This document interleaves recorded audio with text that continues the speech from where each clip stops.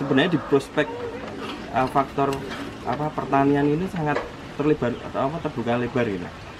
Bahkan seharusnya bagi anak-anak muda ini mainlah di sini, di sektor ini, jangan semuanya lari ke kantor, semuanya nggak mau kotor-kotor dan lain sebagainya. Ini mengasihkan gitu. Jadi ya di samping keyakinan kami bahwa peternak ini sebagai sunatullah gitu, terlepas dari itu benar-benar bisa menghasilkan gitu. Kalau diniati dengan memang benar niatnya, kemudian membangunnya juga secara profesional gitu. Tahu ilmunya, tahu bagaimana caranya, tahu pasarnya.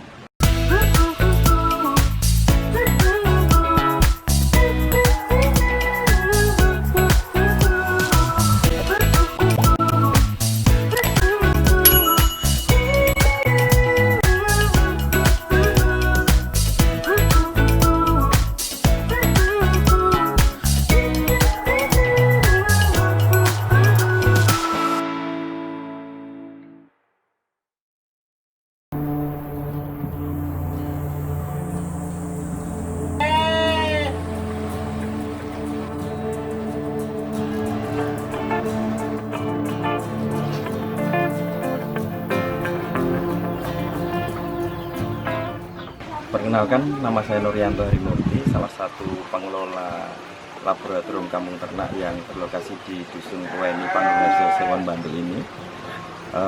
Ini peternakan kami yang kami integrasikan dengan tanaman, jadi semuanya tidak ada yang terbuang, semuanya bermanfaat, baik produksi domba maupun sapi maupun kotorannya, semuanya kita manfaatkan dan semua terintegrasi dan sangat menguntungkan. Dulunya sebenarnya ini namanya kampung ternak. Kami punya mimpi bahwa jadi musyaki ya, orang yang bisa berdonasi berzakat itu salah satunya adalah memiliki ternak. Jadi jelas kalau kita memiliki 40 ekor hewan ternak, domba misalkan dalam 1 tahun itu zakatnya 1. Yang bisa dibaca bahwa sesungguhnya orang yang bikin sejahtera atau dikatakan kaya itu ya ada di bagian, salah satunya di bagian peternakan ini. Maka kita berinisiasi, ayo kita beternak saja. Nabi pun juga beternak gitu. Kenapa enggak gitu? Dan ini mumpung anak muda punya gagasan-gagasan yang banyak. Yang kedua, kenapa kok ditambah laboratorium kampung ternak? Sesungguhnya dulu Mas Abron ini juga salah satu yang inisiasi gitu. Kita bertim sebenarnya laboratorium ternak ini. Dia adalah pendamping ternak yang ada di kota Yogyakarta. Maka daripada banyak berbicara penyuluh itu atau kita mengedukasi masyarakat yang beternak di sekitar Yogyakarta ini, lebih enak kita juga menjalankannya. Jadi saat memberi contoh itu tinggal didatangkan ke sini, ngomong sedikit mereka paham dan mempraktekannya. Oh ternyata beternak itu menghasilkan, oh ternyata beternak itu mudah gitu. Oh ternyata beternak itu sangat mudah, bisa diterapkan, permasalahan pun juga gampang diselesaikan dan itu menghasilkan. Jadi sebenarnya laboratorium kampung ternak juga wahana edukasi. Nah kemudian yang bisa diceritakan lagi, karena niatnya adalah salah satunya juga socio enterprise namanya. Jadi usahanya ini berdampak sosial gitu. Kami membuat satu unit bisnis yang itu intinya kemudian bisa memberdayakan ke semuanya. Termasuk binaan yang tadi yang edukasi-edukasi begitu. Termasuk ada yang di sini atau yang binaan yang tadi itu ada butuh pengembangan, usahanya di sini. Usahanya di sini, usaha intinya begitu. Modelnya begini. Kita punya usaha ini yang punya ada kapital besar ini. Kemudian di sistem yang sangat berkeadilan itu ada prinsip namanya gaduh bagi hasil. Nah bisa kita di dalam suatu bisnis prospeknya ini, mana petani yang mau ditambahin modalnya, bisa modalnya pinjam kami dengan sistem gaduh. Nanti di akhir nanti bagi hasil. Kesusahan menjual, kami punya marketnya, ikut usaha intinya ini. Jadi prinsipnya begitu pada awalnya. Dan ternyata berkembang ada produk turunan kotoran gitu. Kami berpikir bagaimana kotoran ini bukan menjadi sebuah tantangan yang sangat menyulitkan, tetapi ini menjadi prospektus yang menguntungkan. Ternyata harus diolah menjadi pupuk, malah ternyata kebutuhan sekarang itu melimpah. Jadi masih kekurangan gitu. Jadi plus juga ada stakeholder dari luar yang kita bisa ditarik gitu. Salah satunya Dompet Duafa, salah satunya lagi UGM. Jadi kalau UGM pun sampai mensupport alat-alat untuk pupuk plus pelatihannya. Jadi pupuk yang diolah di sini itu ya karena berkualitas dan jadinya permintaannya tinggi ini. Tiap hari kita membuat pupuk dan keluar terus. Begitu Mas yang bisa diceritakan singkat tentang laboratorium kampung ternak. Sebenarnya ini adalah mimpi yang direalisasikan. Bagaimana kita berdaya dengan salah satunya ternak, dan ternyata ternak itu juga menghasilkan benar. Prosesnya bisa memberdayakan petani yang ada di sampingnya, kelompok yang di luar sini juga bisa begitu, dan lain sebagainya, termasuk turunan kotorannya. Sampai olahan pupuk itu kita bisa mendirikan unit bisnis baru, yaitu Kampung Pangan Jogja yang terletak di sampingnya kandang ini. Jadi sebelum, bahkan tanpa dijual pun pupuknya juga bisa masuk di situ. Nah, usaha Kampung Pangan Jogja itu lebih ke penyedia bibit-bibit sayuran maupun buah-buahan yang cash flow-nya malah lebih tinggi. Apalagi di masa pandemi ini, orang seneng nandur ya, seneng bercocok tanam di rumah gitu. Bahkan sekelas tulen yang cuma kaktus kecil-kecil itu juga kita sediakan. Begitu Mas. Jadi turunan produknya ini banyak gitu. Dari unit bisnis yang kita kembangkan berdampak sosial, ngembangin semuanya, baik edukasinya maupun modal. Kemudian kita bisa mengolah yang katanya itu masalah pupuk, ternyata bisa menjadi kotoran ya, menjadi pupuk yang bermanfaat dan bernilai juga. Kemudian bahkan ada turunan bisnisnya Kampung Pangan Jogja itu, penyediaannya tanaman-tanaman. Di sini ada tim juga yang dari teman-teman fakultas pertanian ya, kayak Mas Udin dan lain sebagainya, itu juga bisa menerapkan ilmunya begitu. Plus ini jadi wahana bisnis teman-teman yang bergabung di sini. Jadi kampung ternak ini tim intinya ada 3 orang. Yang pimpinannya sebenarnya dokter hewan Imam Mabrur itu. Kemudian saya membantu sebagai manajemennya karena basic saya sebenarnya di ekonomi. Kemudian ada satu yang ahli tentang perkandangan dan hewan ternak itu, yang dia tahu bakalan bagus, kemudian dia tahu jual belinya, kemudian dia tahu cara membangun kandang yang bagus begitu. Itu namanya Mas Triyono Danang Perkasa. Jadi lengkap. Ketika Mas Triyono Danang Perkasa itu belanja hewan, sudah membangun kandang yang bagus, kemudian dalam perkembangannya perawatannya Mas Imam juga bisa memastikan sehatnya. Kemudian saya bantu dengan manajemennya, bagaimana cara memaksimalkan modal, kemudian bagaimana cara dapat untungnya, kemudian sirkulasinya dan lain sebagainya, termasuk mitigasi resikonya usaha ini. Nah, tim inti 3 itu kemudian kita membangun jaringan sebenarnya. Sebenarnya core bisnisnya yang paling gede adalah di kurban. Hamin 6 bulan itu kita membuka peluang investasi sirkah namanya. Jadi bisnis ini memang dibangun non bankable, non lembaga keuangan. Jadi siapapun yang mau bergabung sini bisa patungan.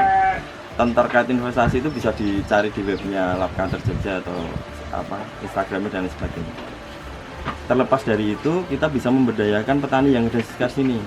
Di sini ada sekitar 22 itu nanti ada yang nggak ada sapi, saya mau sapi, dikasih sapi, nanti bagi hasil di proses bisnis yang kita bangun ini berjalan jual beli. Ada yang domba.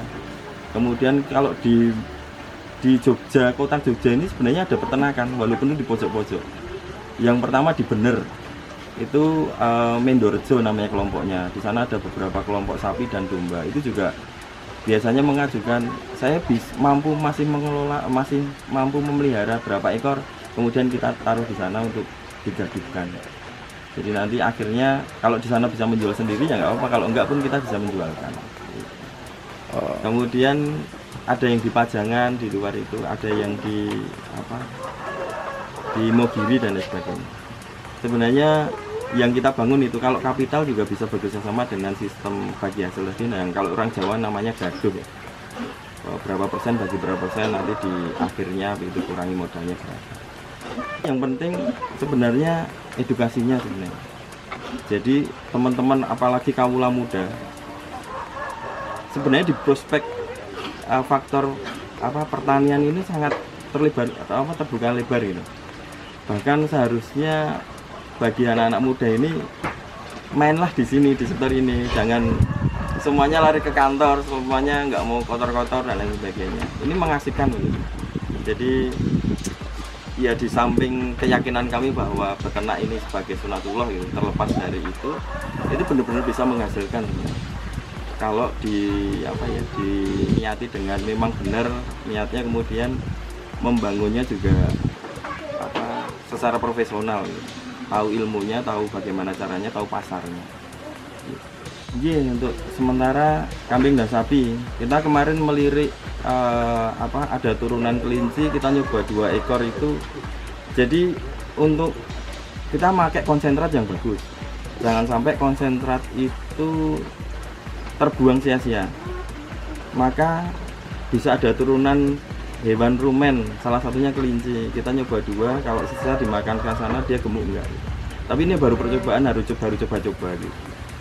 Nah, tapi masih intinya memang domba sama sapi yang jelas pasarnya, yang jelas cara pemeliharaannya, yang jelas bisnis prosesnya ada gitu. Sekarang zamannya, kemarin kita membuktikan bahwa pandemi ini tidak berdampak pada usaha bisnis rumenasia, domba maupun domba, kambing maupun sapi ya. Kemarin ada yang menyaksikan gimana ini pandemi, pasar kurban sepi, lesu gitu. Ternyata enggak. Hanya kita memang harus beradaptasi. Pertama, kita membuka layanan web sebenarnya. Jadi jual beli online itu lebih enak gitu. Yang pertama. Yang kedua, bisnis ini dibangun atas gotong royong. Dari awal modalnya gotong royong, patungan investasi. Kemudian yang kedua, kita membentuk tim marketing. Jumlahnya jadi 75 yang dia loyal sampai sekarang. Jadi usaha ini jangan individu, saatnya sinergi tahun sekarang ya. Ya kita belajar pada transportasi online dan lain sebagainya. Dilarang individu satu orang gitu. Tapi ayo share budget. Share sistem ini. Jual belinya kita ada reseller yang pinter menjual gitu. Bahkan maaf ya, kita nggak punya barang itu inden, kayak jual beli apa gitu loh, malah sampai inden tahun kemarin. Kemudian kalau itu kurban, non kurban kita melayani akikah dan pangsa pasarnya sate. Itu kesusahan. Jadi misalkan proses penggemukan itu 2 bulan sampai 3 bulan. Tiap hari itu pedagang itu datang mau minta barang, nah itu nunggunya terlalu lama, jadi kurang. Jadi ada 1-2 diambil, ada yang sudah masuk gemuk maksudnya. Kalau nyebutnya BCS ya, BCS-nya tinggi, gendut belakangnya begitu. Ambil. Jadi jangan khawatir dengan bisnis ini. Yang penting Anda punya barang berkualitas bagus, itu dicari. Baik pembeli yang ngumpulin ya, si potong gulak dan sebagainya, atau user langsung. Sebenarnya peluang pasarnya itu kalau mau nyediani ada orang yang cari, mas saya sehari bisa disediakan 40, mas saya orang lain 1 mas sehari bisa disediakan 20. Kemampuan kami dalam pengembangan itu misalkan dalam sebulan itu muncul 60-50 gitu. Dalam periode 2 bulan 3 bulan gitu.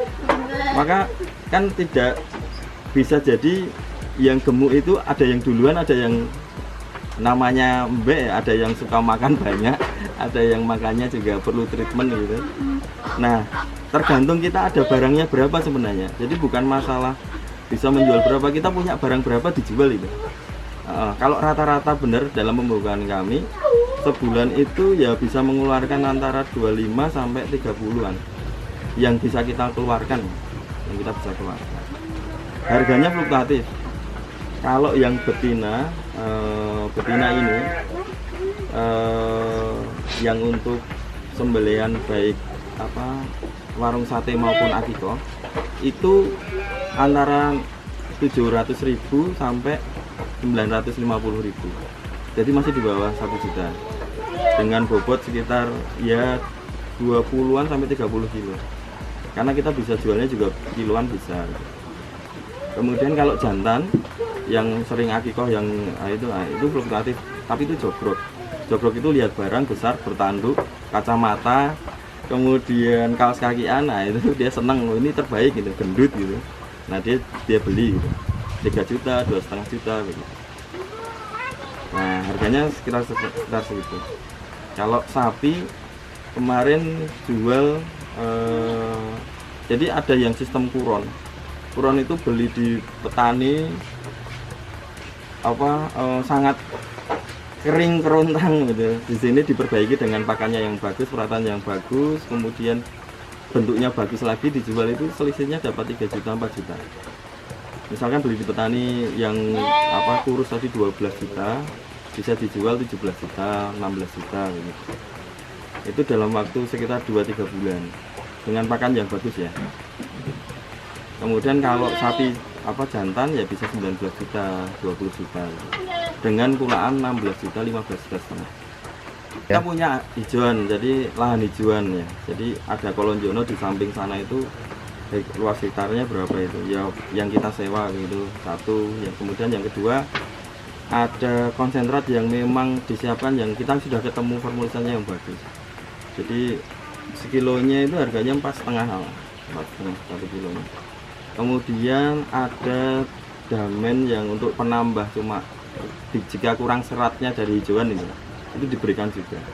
Kemudian yang paling penting sebenarnya di dalam pengemukan ini adalah pakan yang rutin, memperhatikan kesehatannya hewan. Kemudian waktunya juga pemberiannya tidak boleh sekarang jam 8, besok diberikan jam 10, tapi dia ajak. Jadi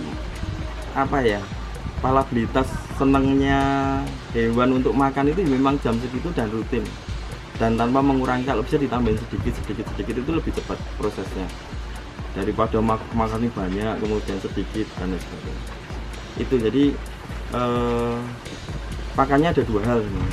Yang penting serat itu untuk memang ya, manusia juga butuh serat. Kemudian kalau bisa meningkatkan, masukin ke proteinnya lebih tinggi, itu lebih cepat gemuknya. Bagi teman-teman siapapun Anda begitu, jika ingin belajar maupun apapun itu, belajar beternak, belajar bisnisnya, belajar tentang investasi, belajar tentang cara menjual dan memelihara domba maupun sapi gitu, bisa main ke sini aja, main saja ke Laboratorium Kampung Ternak Jogja di Dusun Koeni RT 3 tepatnya, di Desa Panggungarjo, Sewon, Bantul. Jadi banyak teori yang didapat itu bisa dipraktekkan di sini, terutama di bisnis tentang peternakan khususnya. Terima kasih.